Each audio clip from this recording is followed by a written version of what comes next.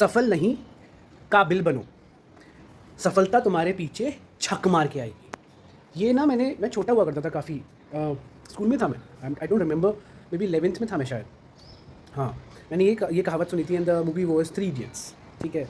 And you know what, बहुत inspire हुआ इस सुन के। बट पता, कुछ चीज़ें आपके ना दिमाग में बैठ जाती हैं एंड सबकॉन्शियसली, और आप उसी को फॉलो करते हो हमेशा लाइफ में। गाय नेम फुंगसुक वांगडू ने हमारे बचपन में, हमारे हमारे मेंटल स्टेटस पे, हमारी सफलता की डेफिनेशन पे, हमारे मॉम डैड के दिमाग में सफलता की जो डेफिनेशन थी उस पर बहुत असर डाला था, जिसका असली नाम हमें बाद में पता चलता है, सोनम वांगचुक फ्रॉम लद्दाख।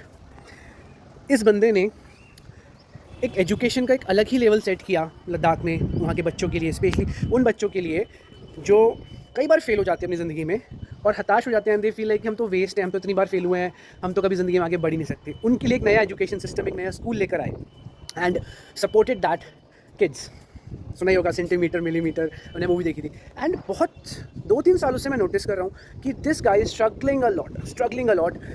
मतलब अगर अपनी स्टेट को आप एक दर्जा दिलाना चाह रहे हो उनकी, उसकी भलाई के लिए, एंड आपसे प्रॉमिस भी कर दिया गया है गवर्नमेंट की तरफ से कि भाई ये आपकी स्टेट को मिलेगा, ज़्यादा बड़ी स्टेट तो है नहीं, 2-3 लाख ही है सिर्फ वहाँ पे, एंड वादा करने के बाद भी अगर आप वो नहीं पूरा कर रहे हो तो इससे बुरी बात क्या होगी। इसका मतलब तो ये हो गया कि कुछ भी होता रहे आप आवाज़ नहीं उठा सकते। अगर आपने आवाज़ उठा दी तो ये आपको उठा के ले जाएंगे, जेल में डाल देंगे और बोलेंगे ये पाकिस्तानी है, मे बी ये चाइना से इसको फंड मिलता है। मतलब आप हिंदुस्तान में रह तो रहे हो लेकिन आप कुछ बोल नहीं सकते। मतलब बाय डिफ़ॉल्ट हमें ये मान लेना चाहिए कि भैया कोई भी सरकार अगर बन रही है तो बाय डिफ़ॉल्ट वो अच्छी ही होगी, इसलिए बन रही है। मतलब वो ज़िंदगी में कुछ कभी गलत नहीं करेगी तो हम आवाज़ नहीं उठा सकते। अगर उठाया तो भाई देशद्रोही ये वो। एंड जब सोनम वांगचुक उर्फ फुंगसुक वांगडू जैसे इंसान के साथ ये हो रहा है कि उसको जेल में डाल दिया गया, मतलब इस बंदे को ना संभाल के रखना चाहिए, इस बंदे की इज्जत करनी चाहिए, इस बंदे को बिठाना चाहिए कैबिनेट में। मैं तो कह रहा हूँ कि भाई you suggest the ways how we can improve education in India.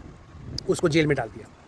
ये गवर्नमेंट, ये सरकार ये सोच से चल रही है तो मुझे तो बहुत डर लग रहा है हिंदुस्तान का फ्यूचर सोचकर कि ब्रेन ड्रेन क्यों हो रहा है हिंदुस्तान में। देयर इज़ नो डाउट कि यही होगा। So I guess everybody should say यार, अगर आवाज़ नहीं उठाएंगे तो इम्प्रूवमेंट कैसे होगा। और अब आप ये सोचो कि जब इस बंदे के साथ इतने, जो इस पर मूवी बनी है, इतना इंस्पायरिंग है ये, जब इनके साथ ऐसा हो सकता है तो यार एक नॉर्मल पब्लिक की तो कोई सुनवाई है ही नहीं। तो गवर्नमेंट क्यों चूज़ करते हैं आप लोग? इसलिए तो करते हो कि आपकी सुनवाई हो। And this is so sad यार, this is so sad. This is a very bad day for India. Bharat, तुम अपने ही स्टेट्स जहाँ पे डिस्प्यूट चलते हैं चाइना के साथ रहे, अरुणाचल, मिज़ोरम एंड जो भी बॉर्डर्स पे हैं, लद्दाख, आप उनको तो ज़्यादा आपको एम्पावर करना चाहिए, ज़्यादा उन पर ध्यान देना चाहिए भाई। They are very vulnerable to all this conflicts. पर कौन दिमाग क्यों नहीं, इतना दिमाग है ही नहीं भाई।